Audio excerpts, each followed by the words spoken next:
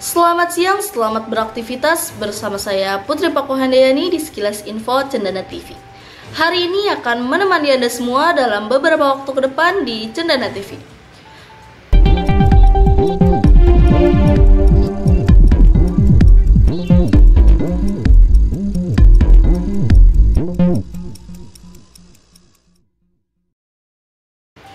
Pemirsa, pada Senin tanggal 11 September 2023 pada pertemuan ketiga di jam kedua, yaitu di pembelajaran mata kuliah Teknik Reportasi dan Investigasi Berita yang diampu oleh dosen Bapak Adi Kusuma.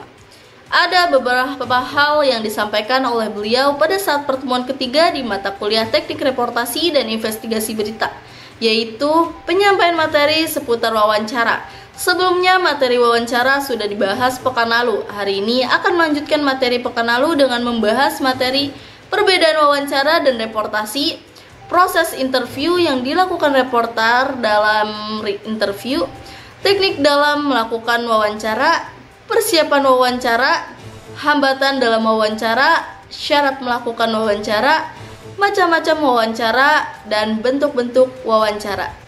Perbedaan reportase dan wawancara. Reportase memiliki ruang lingkup yang jauh lebih luas daripada wawancara, sedangkan wawancara merupakan salah satu jenis teknik reportase. Wawancara merupakan proses pencarian data berupa pendapat atau pandangan seseorang yang akan digunakan sebagai salah satu bahan penulisan karya jurnalistik. Dari wawancara, sebuah berita didapat dan dilaporkan kepada masyarakat. Yang dilakukan seorang reporter dalam interview, yang pertama harus mempersiapkan diri, mencari orang yang tepat untuk diwawancarai, menentukan topik atau permasalahan, dan mempelajari topik yang akan diangkat. Yang kedua, harus menyiapkan daftar pertanyaan. Yang ketiga, harus bersikap objektif dalam menyampaikan suatu berita. Teknik dalam melakukan wawancara. Yang pertama, kumpulkanlah data selengkap mungkin tentang tokoh dan yang akan diwawancarai. Yang kedua, buatlah susunan dan seleksi daftar pertanyaan yang akan diajukan. Yang ketiga, gunakan bahasa yang baik dan benar dalam wawancara maupun menjawab wawancara. Yang keempat, simak baik-baik jawaban narasumber, karena kemungkinan ada jawaban dari narasumber yang bisa dijadikan pertanyaan selanjutnya untuk memperjelas masalah. Yang kelima, usahakan agar narasumber santai dengan melakukan pendekatan awal. Sebelum wawancara resmi dilakukan sambil memberikan gambaran singkat tujuan dari wawancara. Yang keenam, simpan pertanyaan kejutan yang merupakan andalan Anda. Jika memang tujuan wawancara memang memerlukan jawaban yang spontan. Yang ketujuh, jika narasumber menjawab terlalu bertele-tele, ajukanlah pertanyaan lain untuk memotong jawabannya yang bertele-tele. Yang kedelapan, sebaliknya jika narasumber menjawab dengan kata-kata yang sangat pendek dan tidak memuaskan, kejarlah dengan menanyakan apa maksudnya dari jawaban yang pendek itu. Persiapan wawancara. Yang pertama, menguasai masalah.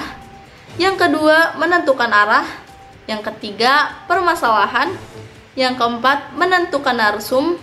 Yang kelima, mengenali sifat narasumber. Yang keenam, membuat janji wawancara. Yang ketujuh, menyiapkan daftar. Yang kedelapan, pertanyaan. Yang kesembilan, menyiapkan mental. Hambatan dalam wawancara. Seringkali jurnalis pemula menemukan kesulitan dalam proses wawancara dengan narasumber. Hal ini dikarenakan takut, grogi, khawatir pertanyaannya dapat menyinggung atau menyudutkan terlalu melibatkan masalah pribadi. Wawancara bukanlah sesuatu yang dapat dipelajari, kemudian bisa diterapkan begitu saja.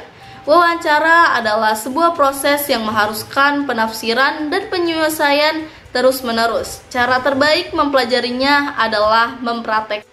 Syarat melakukan wawancara yaitu mempunyai tujuan yang jelas, efisiens, menyenangkan, mengendalikan persiapan atau riset, melibatkan kepentingan, halayak, menimbulkan spontanitas, pewawancara berfungsi sebagai pengendali, mampu mengembangkan logika. Macam-macam wawancara. Yang pertama, wawancara tertutup.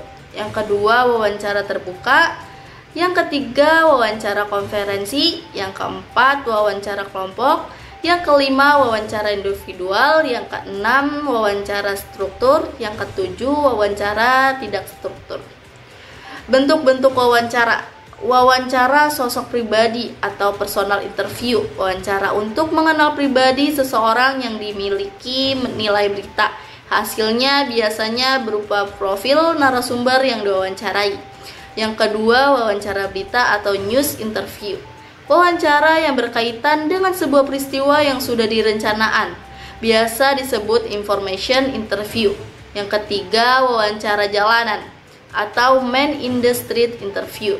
Wawancara yang dilakukan untuk mengumpulkan beberapa pendapat orang awam mengenai sesuatu peristiwa, biasa disebut vox populi. Yang keempat, wawancara sambil lalu atau casual interview. Wawancara mendadak. Dalam hal ini seseorang wartawan meminta informasi kepada saksi pada kejadian atau peristiwa, di mana wartawan narasumber tersebut memiliki informasi yang dapat disampaikan kepada halayak. Yang kelima, wawancara telepon atau telepon interview. Wawancara yang dilakukan via telepon, di mana sang narasumber memiliki kecakapan untuk menjelaskan liputan yang sedang dibuat, biasanya bersifat mendesak. Yang keenam, wawancara tertulis atau written interview. Biasanya dilakukan saat pewawancara sudah mengalami jalan buntu dan tak dapat bertemu dengan narasumber ataupun di telepon. Yang ketujuh, wawancara kelompok atau discussion interview. Wawancara yang dilakukan terhadap beberapa orang sekaligus untuk menyikapi suatu persoalan. Informasi tadi menutup jumpa kita hari ini. Saya Putri Pakuhandayani pamit undur diri dan sampai jumpa.